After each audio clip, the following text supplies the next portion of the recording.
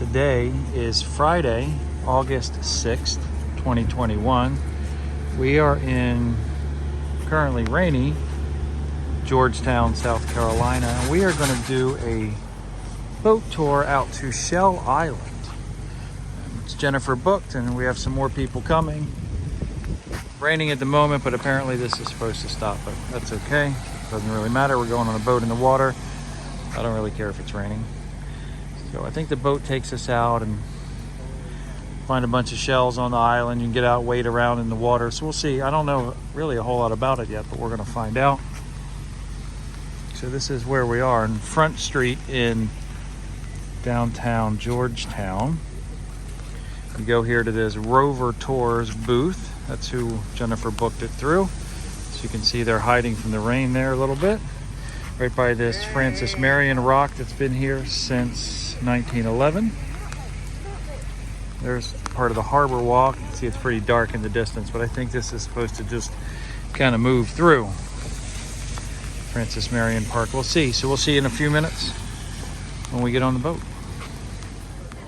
The rain has pulled away. The sky looks like it's clearing. We're getting ready to depart here on the boat in just a moment.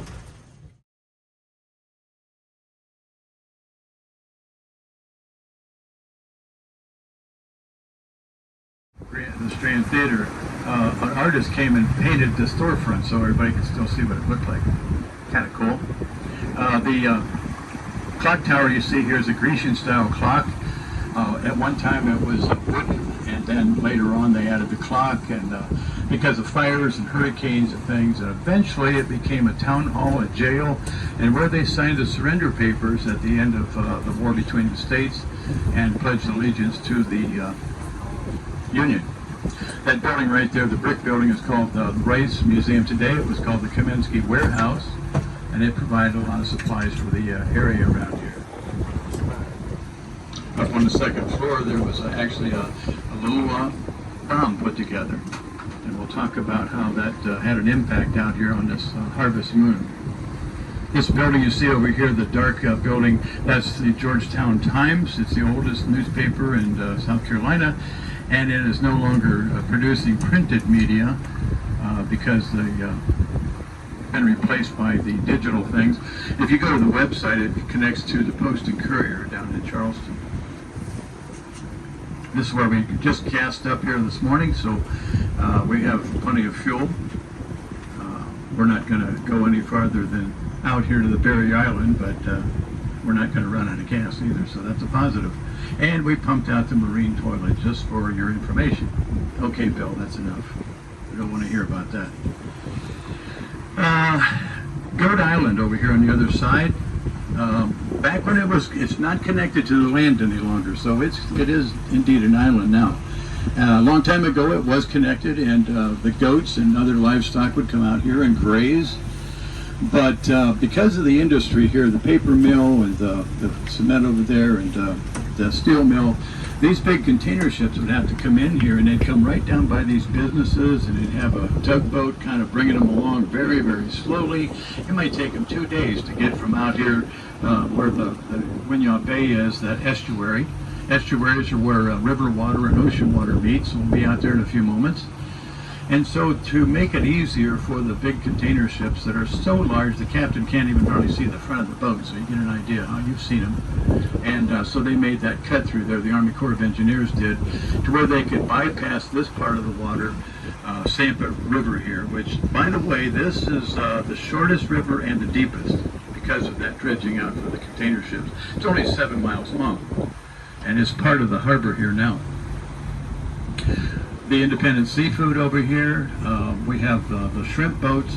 You can see the orange part of the net. That is a trap door that opens up to let the turtles out if they get trapped. Loggerhead and greeley turtles. There's an egret that comes into the seafood place over here. He's about this tall, and he walks in and goes over to the shrimp barrel there with the ice down and chooses one shrimp, throws it back, and leaves. That's his daily routine.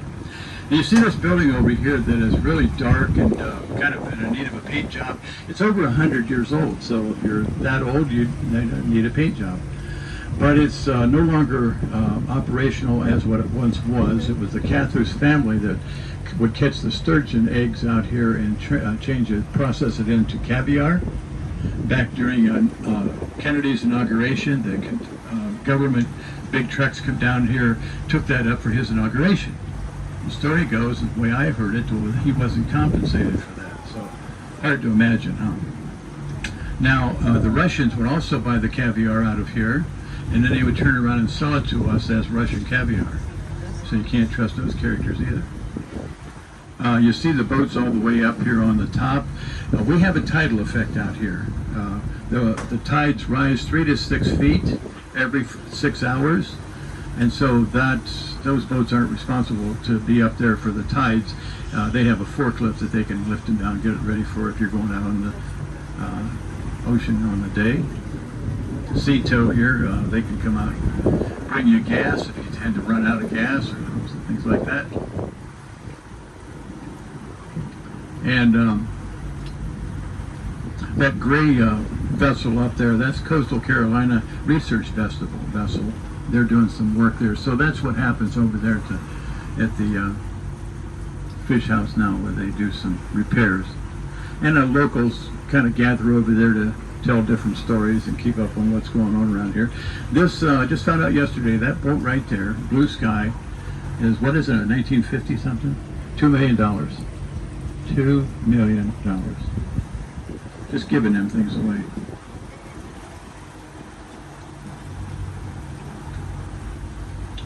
Back when they would come in here, try to take over the town and everything, there was a boat that had come in here between the war between the states and got fired on. It caught on fire and made it to the shore and then burned down to the water line.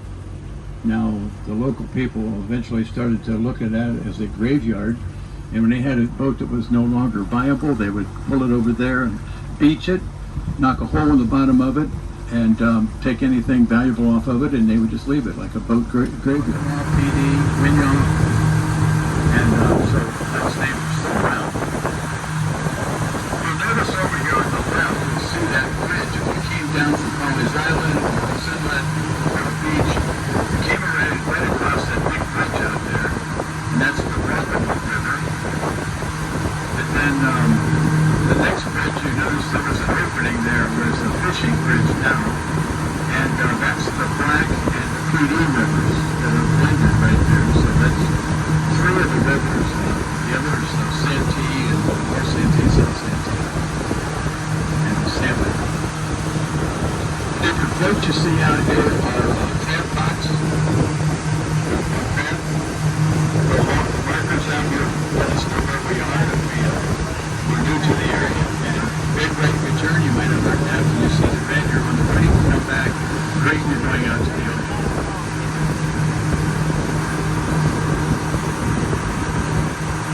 Okay, so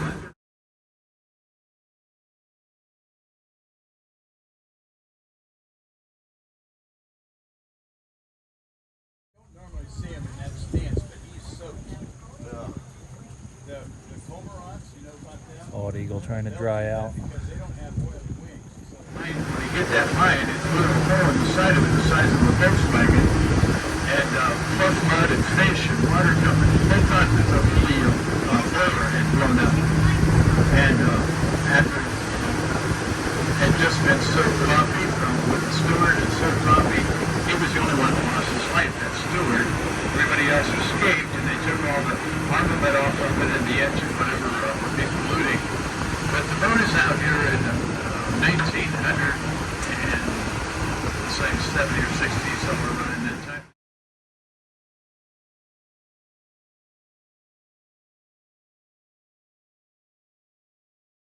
And there, it's one of the oldest lighthouses in South Carolina. And you see up here ahead of us now, that's the Atlantic Ocean. We're finally out to the Atlantic Ocean. The salinity here will probably be at maximum. And the beach that we go over here, we land on the beach. Because the boat is high, we have to find an area where the water is deep, and we can come right up here. Now, if it's too high, we have some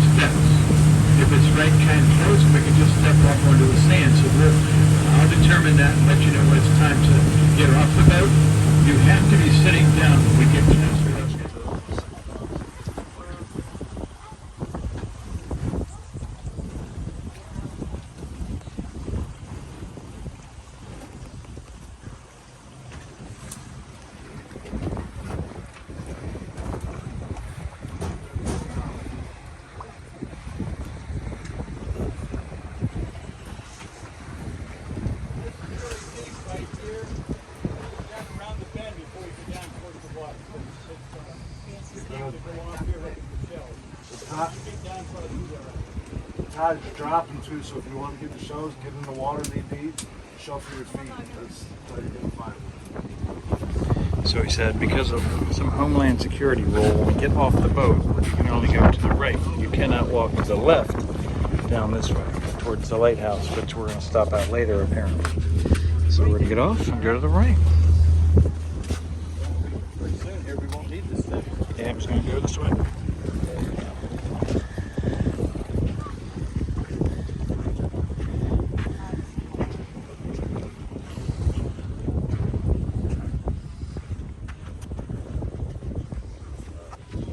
Let my shoes dry out. It says don't touch, but my handwriting's bad, so I'm just gonna erase it.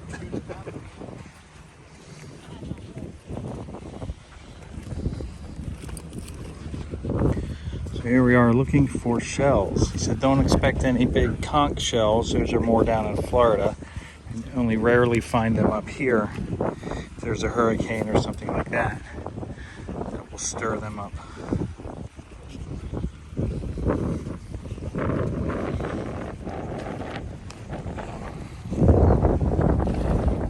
So this goes right out to the Atlantic Ocean out here to the left.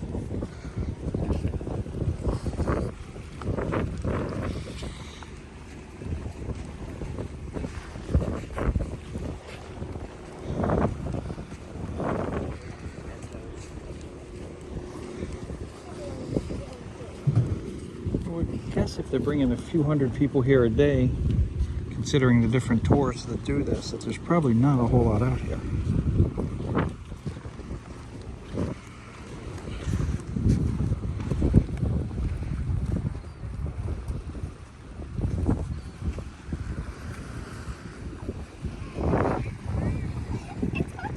Mason with his purple hair. Sydney went for more of a red, but it's kind of like a peachy, orangey something now.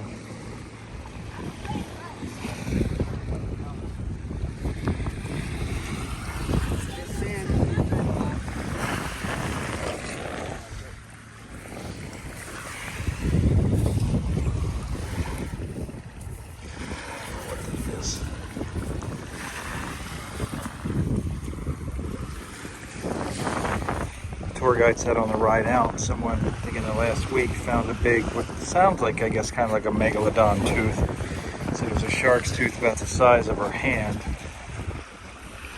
Those are extremely rare.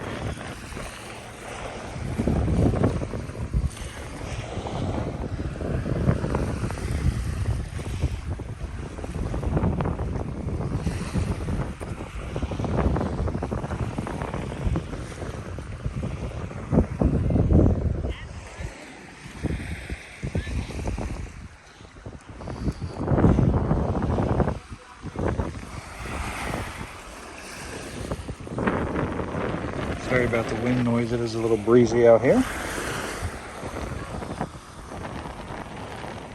Breeze coming right in off the Atlantic Ocean.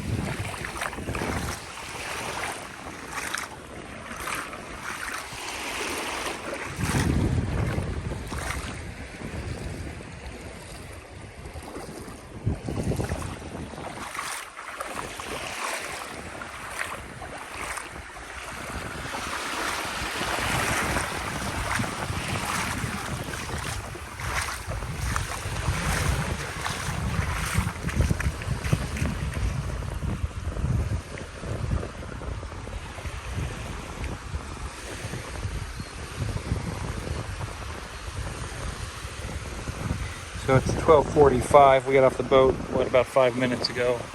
He said be back on the boat at 1:45, so you get about an hour out here on the sand.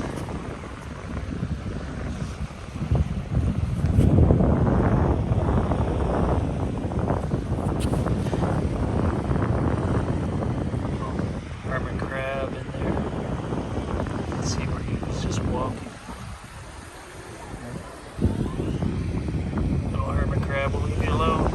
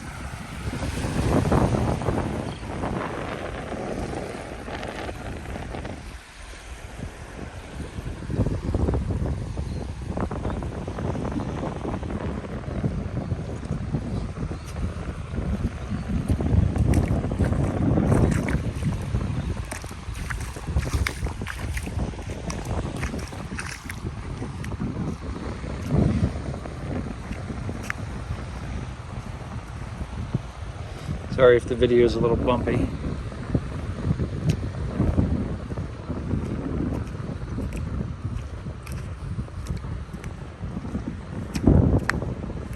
What have you found so far? Yeah, I found a live hermit crab back there. Tiny piece of coral. Have anything else in your fancy new seashell bag?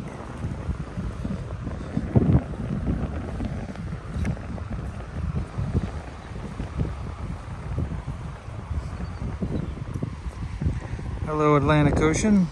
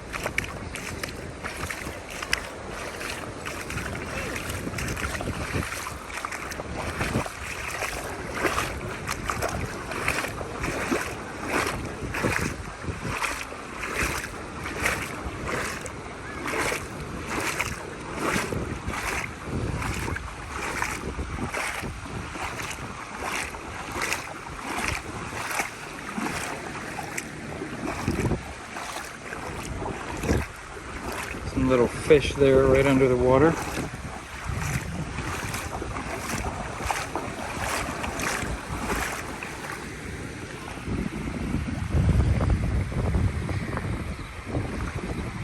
The tour guide said if you go out a couple feet, the water's a little between your ankles and your knees, sometimes you can pick up some pretty good shells.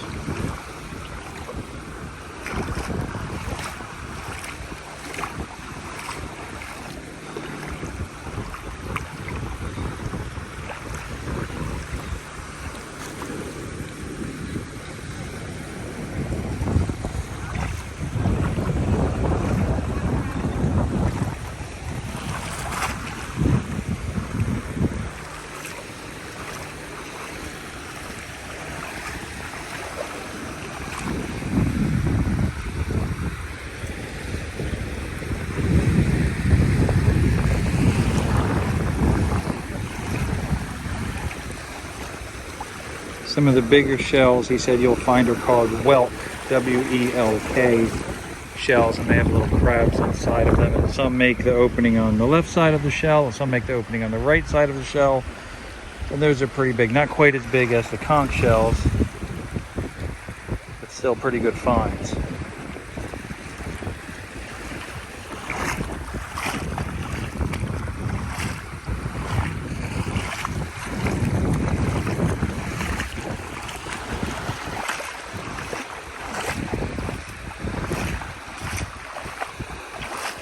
The water is kind of like a tea colored. Did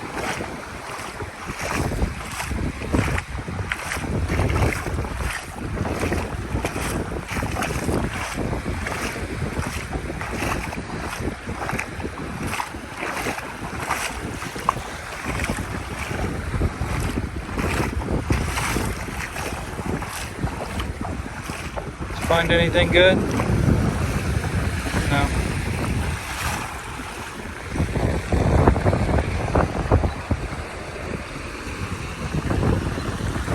It's a nice boat ride, but I don't see any more shells here than what I would find if you go to Huntington Beach State Park. Park your car, get on the beach and make a left and walk north about a mile. You get all kinds of shells up there. There's nothing more here than there is there, I don't think. And that's a lot less picked over.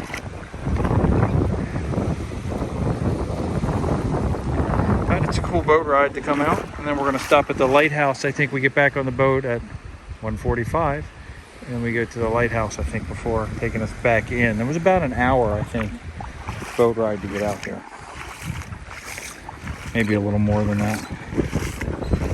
One little bathroom on the boat, so go to the bathroom before you get on the boat.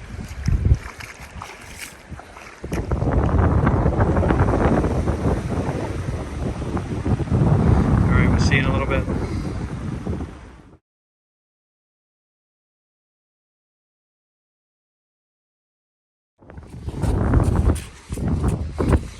What are you doing, purple one?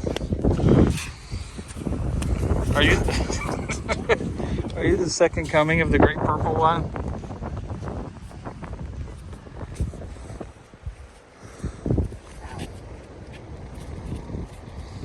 What are you doing? Drawing anime in the sand? I'm drawing with a shell thing, and I hate sand. Well, you kind of live at the beach. Yeah, and I hate sand.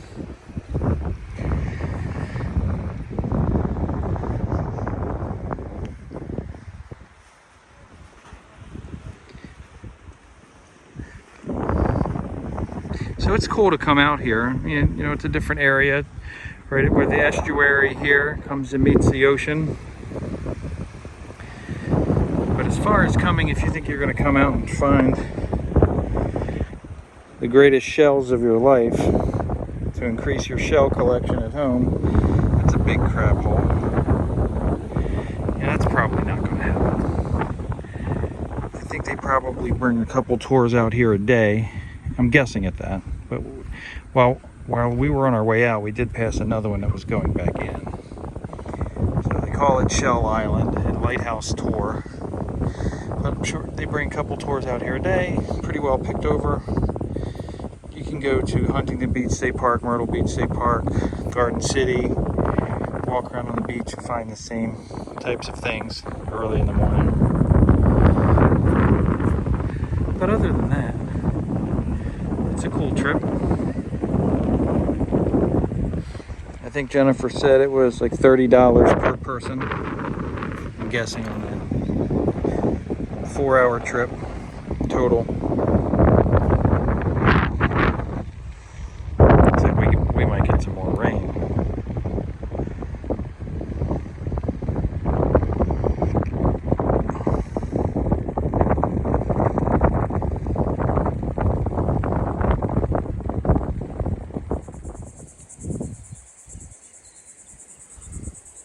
I walked a little bit off the beach, get into an area with some driftwood. And back here, look at this.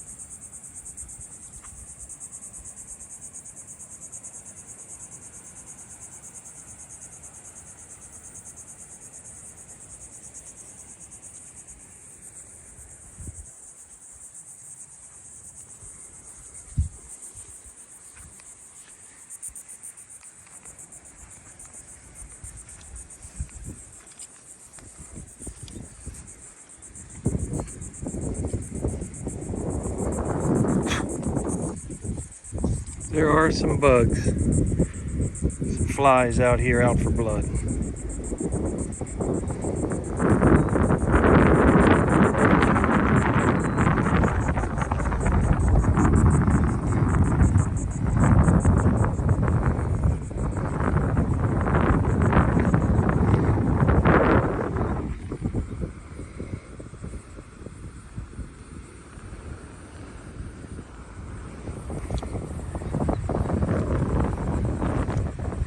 I like this one, but I don't think they'll let me take it on the boat to take it home.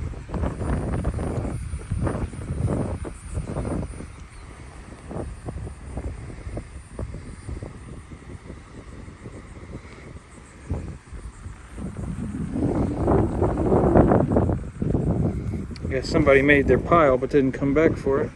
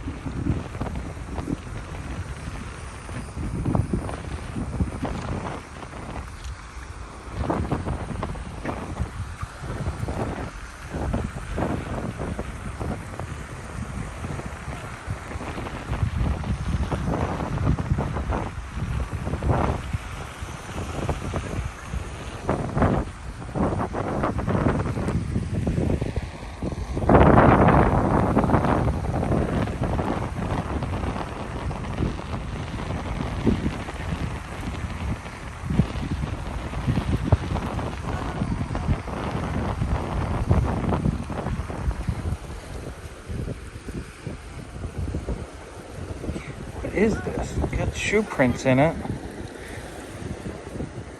It's just mud.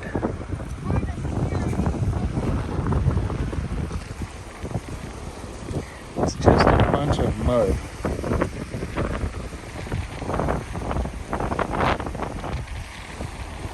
With seaweed or something growing on top.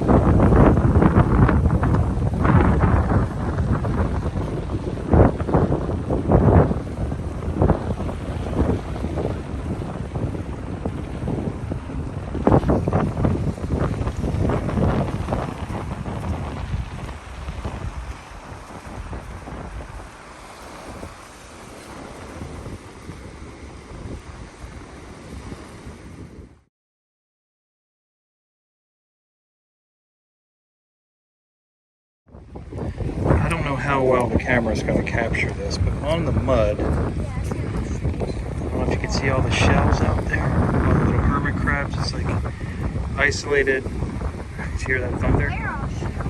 Isolated hermit crab villages. Let me see if I can hit the 2.5. You see all the any shells there? It's all in the mud. I don't want to walk out there because people sink a little bit.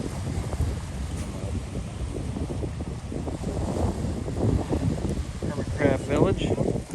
Pretty cool. You can see, let me zoom out here. That's our sky looking west, coming in towards us. Look at the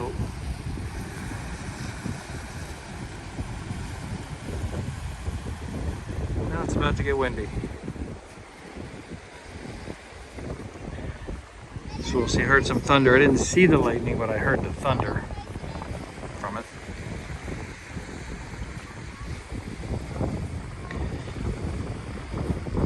So we'll see what happens if we're out here and it starts to pour.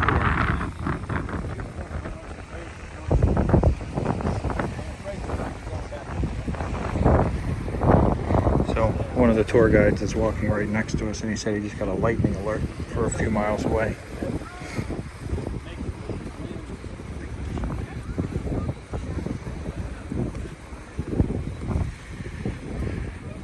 So I don't know if they're going to cut us short, what's going to happen to keep, they're going to do the best thing to keep everybody safe and keep everybody on land, I think, if there's a thunderstorm that comes through, so we're not all on the boat for that.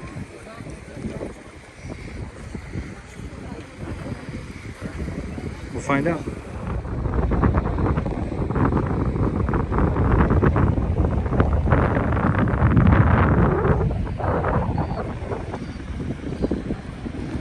The wind is picking up, and as soon as this front goes overhead, it's going to pick up more. So that is coming west to east with the Atlantic Ocean behind me. Everybody's headed back towards the boat. I'm not sure what the plan is.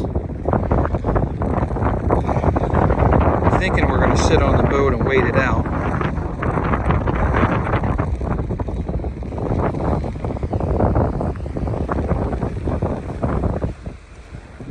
I gotta find where I left my shoes. My Sanooks.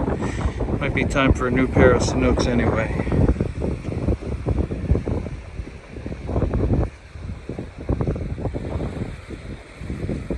That boat is bouncing.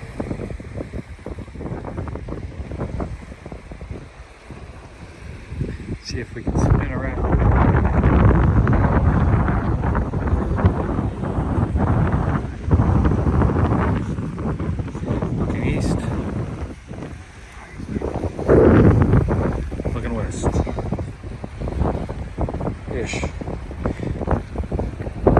So for point of reference, we are right near the Georgetown Lighthouse. That is just down this way from our current location.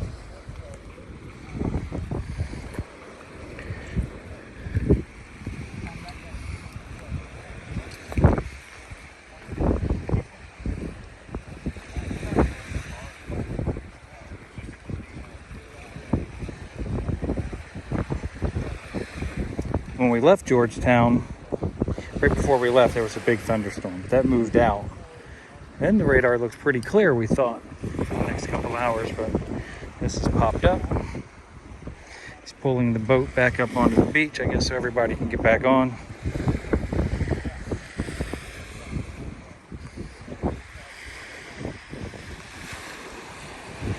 Guys, the boat is pulling in down there. You've got to get down there right now. Let's go. Move it. Tour guide's yelling at everybody. Storm out there is serious. Says this is not playing that storm out there is serious. Everybody needs to go get back on the boat now. Good luck to us. Good luck to everyone here. Good luck to you at home for whatever you're doing today. I see a bunch of us. Okay, you know who's going on. No, we don't have. No pirates. Kid took his shoes off, put his shoes next to mine. I was worried about people stealing his shoes. I'm like, really? These things steal your shoes. Where are they going to go? They got to pick on the same boat. You don't really have that. Every beach we go to, I kick my shoes off, come back hours later, they're still there. Nobody ever messes with them. And really, if they need the shoes that bad that they're going to steal shoes off the beach, they need them more than I do in that moment. Go ahead and take them.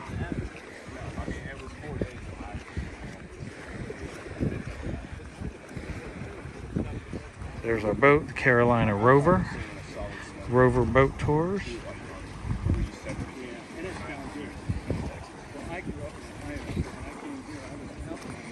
All right, we're gonna go ahead and get on. We'll see what happens. We'll let you know. Stand by for action. I don't think you can appreciate it on the camera, but it's raining really right ahead of us, I think, and we're probably gonna drive right into it. It'll be fun. These people have the best seat on the boat, right in the middle.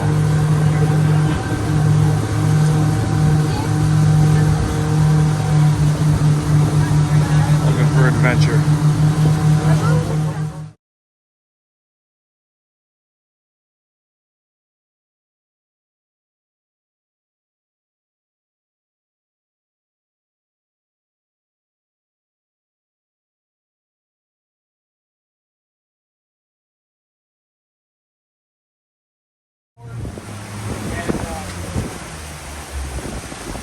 There's the lighthouse. Today, the Coast Guard does check on it, but they don't maintain presence out here. It belongs to the state of South Carolina. And it's white. A lot of times we've seen, like, up in Maine, there's one that's red. And over the Outer Banks, you've got...